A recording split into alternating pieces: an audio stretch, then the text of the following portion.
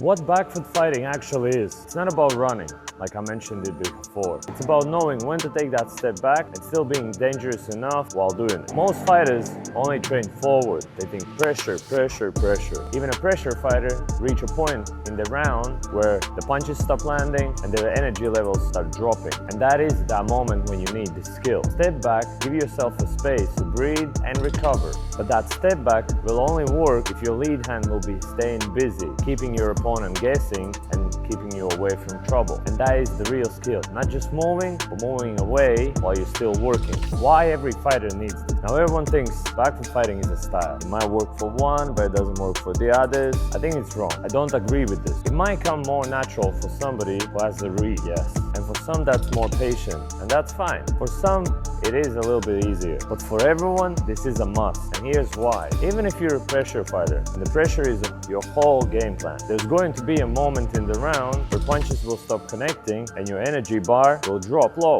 And that is the moment when you need to know that you have to take a step back. Not to run, not to hide, to reset while still keeping your opponent busy. Still working, still dangerous. And if you don't have this skill, that means you have only one gear. And that when that gear runs out, what you have left? Nothing. Every fighter attacks, but every fighter also needs to know how to come off from it. This isn't optional. This is part of being a real complete fighter. The risks of doing it wrong. Here's what actually goes wrong. When a fighter gasses out, before they even think about stepping back, you've seen it every single time. They start swinging. They start gassing out. You've seen it every time. They start panicking and start swinging it wild, hoping to finish the fight early. Or they cover up and try to just survive. Or their ego kicks in and they just keep on pressing forward and forward and forward until they're on the ropes, hands between them ropes, laying between those ropes and just breathing heavily with nothing left in their tank. All of these three mistakes get you hurt.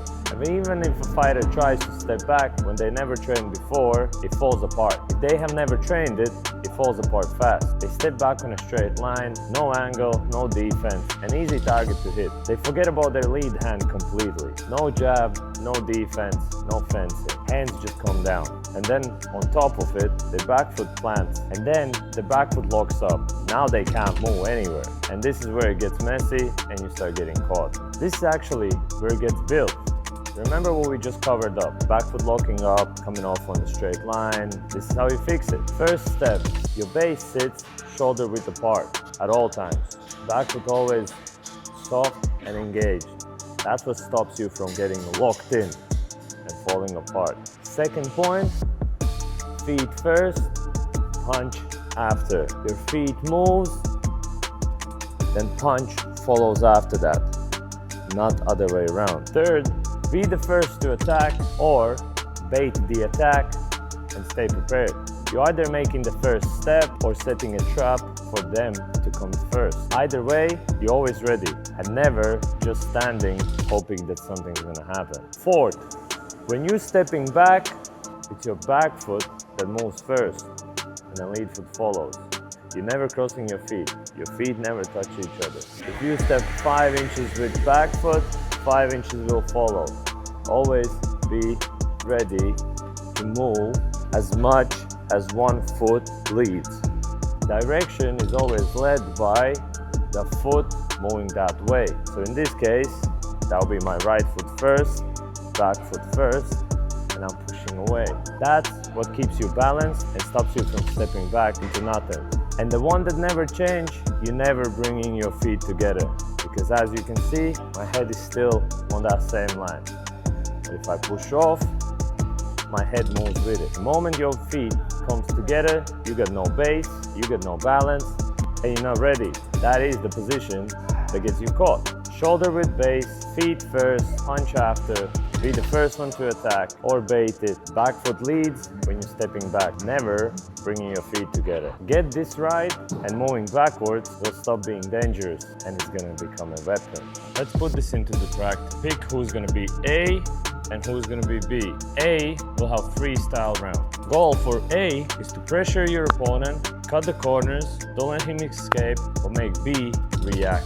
B will have their fencing, keeping that lead hand busy, moving on their back foot and looking to let that backhand go. The lead hand's main goal is to just find the range, Get your opponent to react.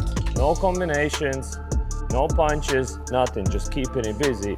Fencing, feinting, and moving, finding the range until you're in a perfect position to let that backhand go. Lead hand's goal is to fence, feint, get the reaction out, and find that range where you feel comfortable letting your backhand go, or create an angle.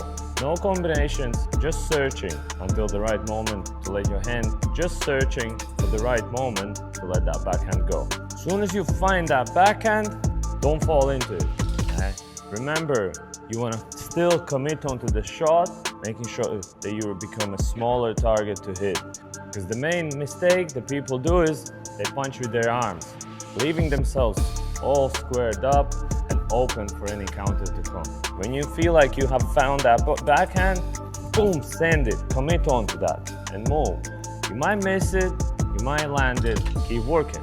Remember, worst thing to do as a back foot fighter is to just keep moving backwards in a straight line. You're gonna end up in a corner, stuck and nowhere to go.